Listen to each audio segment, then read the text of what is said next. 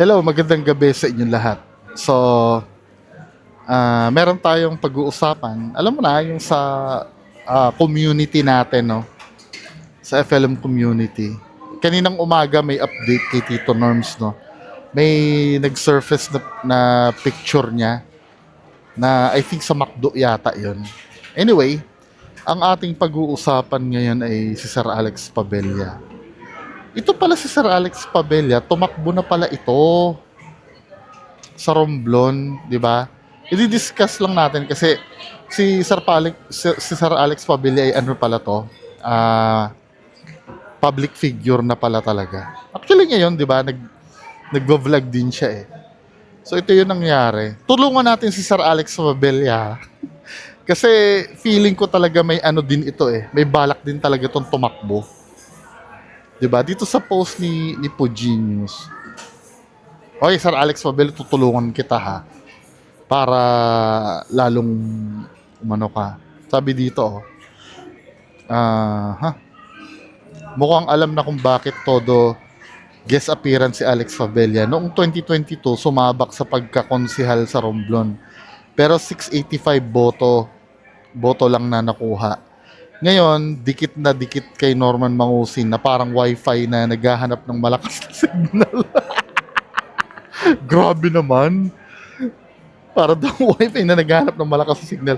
Baka iniisip, kung hindi pinalad nung 2022, baka sa 2028 may free upgrade na. Kaya bawat eksena, present na present, parang kandidato na may early bird promo.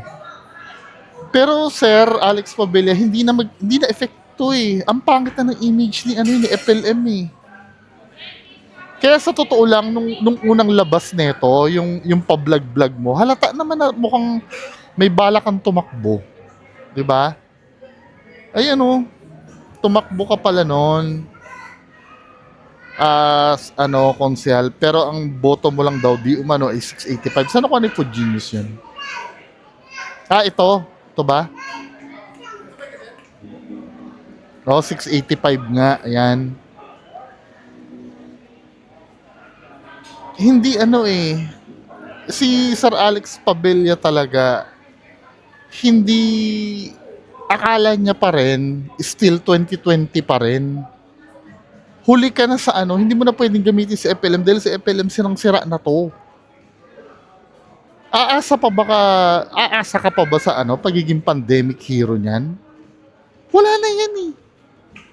Tapos ito sir, kung gusto mong tumakbo, tamo ha, ganito style. Kung ako lang, gawin mo kong campaign manager. Gawin mo kong campaign manager.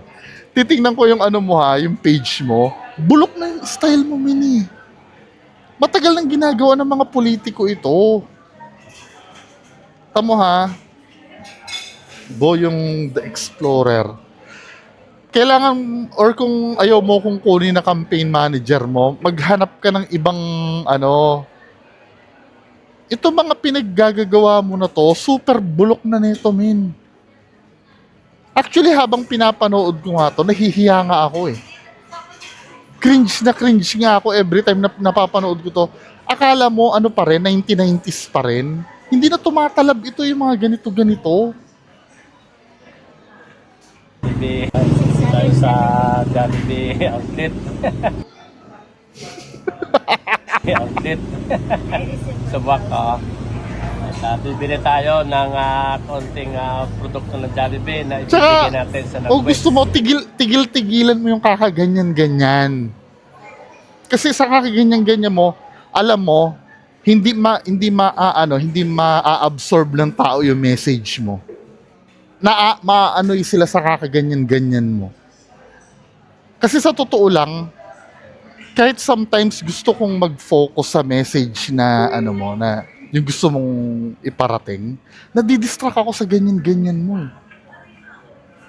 Tigil-tigilan mo yan. from your campaign manager. Tigil-tigilan mo yan, sir. Tapos, umiwas ka gumawa ng bidyong walang kakwenta-kwenta. Kasi na gusto na yung nakatikim ng Jollibee. Lalo kang nagmumukhang trapo nito eh. 'Di ba? Tsaka ito ha.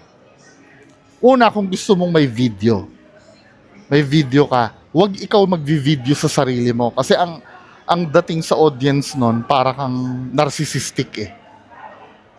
Yung binibideo mo ang sarili mo habang tumutulong ka. Ang gawin mo, yan yung bayaran mo si ano, si si Rogelio Santiago, siya dapat ang magre-report niyan. Yung ganyan, galing sa ibang channel. Saka ka na umiksena ng ganyan sa sarili mong channel. Kasi ang hinahabol mo ba dito yung monetization or yung kita mo? Yun ba yun? Kasi kailangan mo mag-sacrifice eh. Yung mga ganito men, bulok na ito.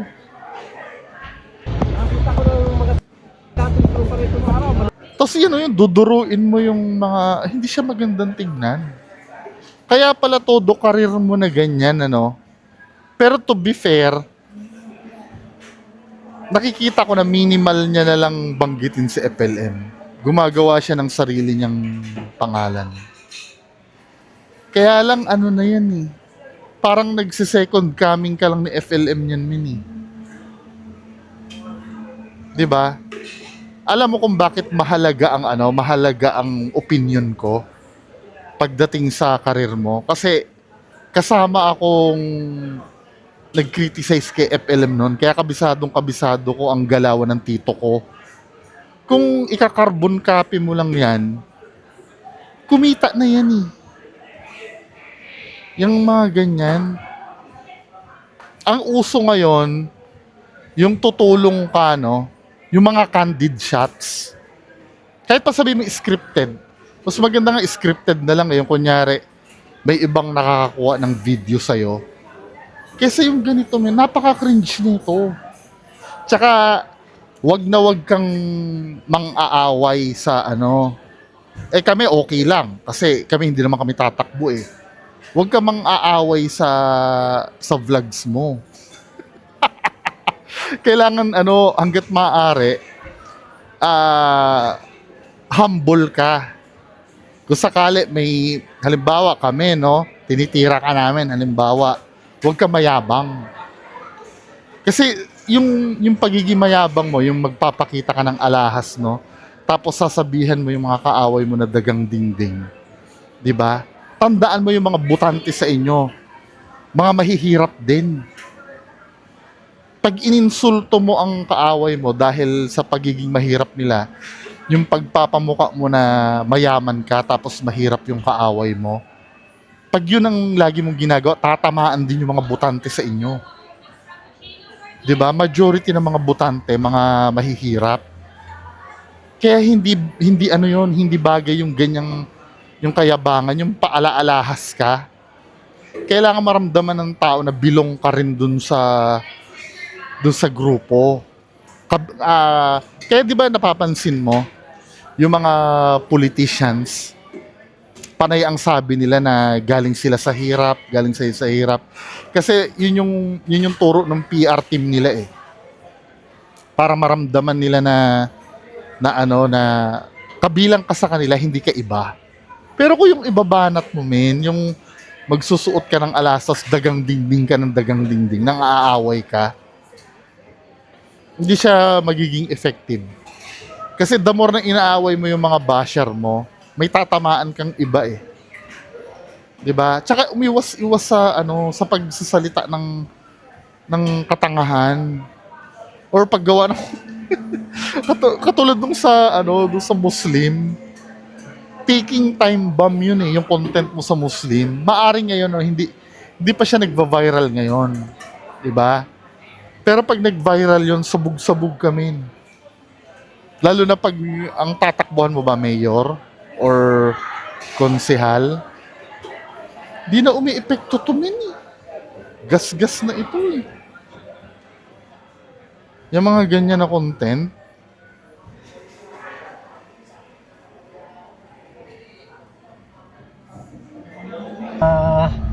Hapon sa inyo lahat. Ako yung nagbiyahe ay medyo ang aking pagbiyahe ay may nag-interrupt. O bakit? Nagsumbong kasi itong aking tauhan na isa, na yung kanyang kasama na inutusan kong mamigay ng bigas. Ay hindi naman binigay ang bigas. Oo, ay sabi ko sa kanya, ipamigay mo yung bigas na yan at yan. Ito, ano to, subtle to na tira kay Sir The Kings. Ganito yung ano yung banat ni FLM kay The Kings na nire-recycle niya eh. May kukunti, sa 10 sako yan. Takal-takalin mo ng tigli 5 kilo at pamigay mo dun sa mga taong dapat kong bigyan. Tsaka, iwasan mong mag-imbento ng istorya. Tandaan mo, may mga debunkers na ngayon. Every time na sasabihin mo, i-scrutinize yun kung totoo ba o hindi. Kasi pag nag-iimbento ka, bawas na naman sa pogi points mo yun. Nasinanay sa listahan. Ay walang yung ginawa junior eh. Ano nangyari, boss? Dinugas? Ay dinugas. Buwisit na bigas dugas na yan. Pinagkatiwalaan mo, boss? Oo, tapos pinagkatiwalaan ko eh. dinugasan pa? Dinugas ang bigas. Ang ginawa ko kasi, pasensya na kayo at hindi nakarating sa inyo ng husto yung bigas. At ang ginawa kasi yung kumag na yan, biniglaan ng tigi 1 kilo. Plastic. Kaya ang utos ko ay 5 kilo. Eh, talaga namang napakawalang puso nitong tao nito. Hoy, kaya hindi ko na babanggit yung pangalan mo ha. si The Kings. Yan yung ano eh. Tamo, nag-carbon copy ka na naman ng kwento kay FLM. Di ba? Dahil baka ikaw ay masaktan o ikaw ay mapahiya. Wag naman yung ganyan. O, kung bibigyan ka ng bigas, ipamigay mo naman. Wag naman yung bigas dugas. O hindi ka na naawa sa mga tao na yun. O junior, at sabihan mo junior at tropa mo na yan. Hindi na nahiya. Tropa, sa sunod, kapag binigyan ka ni boss ng pambigas, saktuhan mo, wag mong idugas. Kasi pinagkatiwalaan ka ni boss ay. Tapos na. Pinagkatiwalaan ka ni Boss Ay. Mindoro. Ganyan din sa Mindoro eh. May ay eh. Ay. Pinagkatiwalaan ka ni Boss Ay. Ano na naman ito? Natin ang ating mga kaalyado. Mga kaalyadong Ano hip-hop ka, sir Hip-hop, oh. walang takbuhan, walang atras. Oo, walang ayaw. Siyempre, sa pangunguna ng ating kaibigan na si Miko Par. Pare, magandang gabi sa'yo. At alam ko naman na kating-kati ang butbot ng mga dagang bunga-bunga sa iyo. Ito men ha, sir ano, yung binayaran mo na yan, hayaan mo na siya magtrabaho. Huwag mo siyang i-acknowledge sa vlog mo. Kasi pag ina-acknowledge sa vlog mo, useless din eh. Nag-hire ka pa, edi sana ikaw na lang ang tumira. Di ba? Mag-hire ka pa ng ibang tao, tapos i-acknowledge mo na ina-acknowledge, iisipin din ng tao, ikaw din na may gawa. Kaya ka nga nag-hire para hindi na ikaw yung mapagbintangan, di ba? Ang hina naman ni Sir Alex Pabello. Useless yung binayaran mo. Yung binayaran mo, hayaan mo na siya. 'Di ba? Kasi kung ipapakita mo rin sa tao na ikaw din ang may gawa ng useless. Diyos ko. Sir Alex Pabello.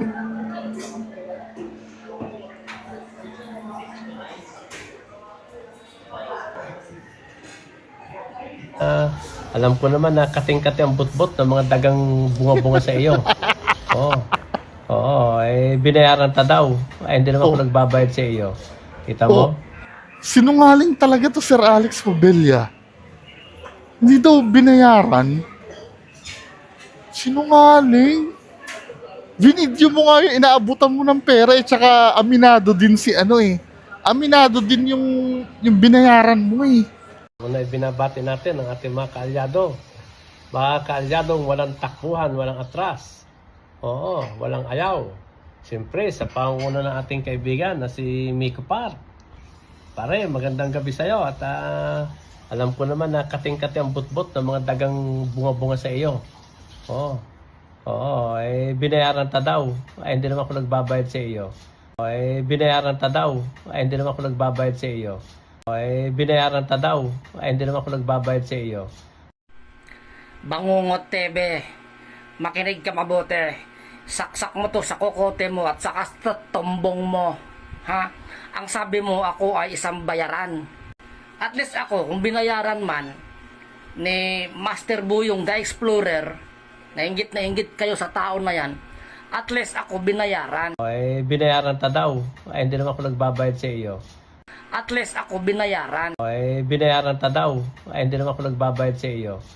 At least ako binayaran. Kay Buyong the Explorer. Sinabi nga sa amin eh, o ano naman ngayon kung binayaran, eh lahat naman, sabi niya binabayaran, pati nga daw driver ng jeep binabayaran eh. Huwag kang magsisinungaling, sir. Ano ba? Napakasinungaling talaga nito. Hindi daw binayaran. Oh, ay, hindi naman ako nagbabayad sa iyo. Kita mo?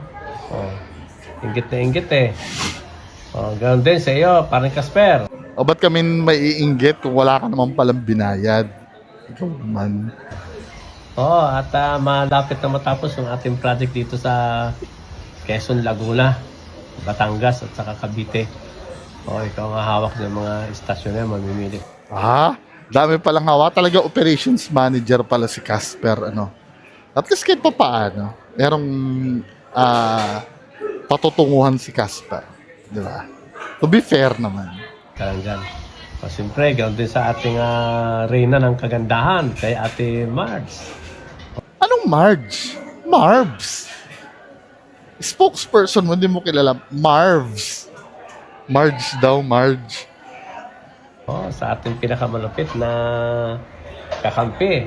Oh. At siyempre, ganoon din sa ating walang kupas na kapartner, kay Junior. Junior, dito ka! Oh, okay, Junior. Bumati ka, Junior. Gandang gabi sa inyo lahat. Oh, batiin mo ang iyong mga kaibigan. Ang Sa mga tropa natin dyan.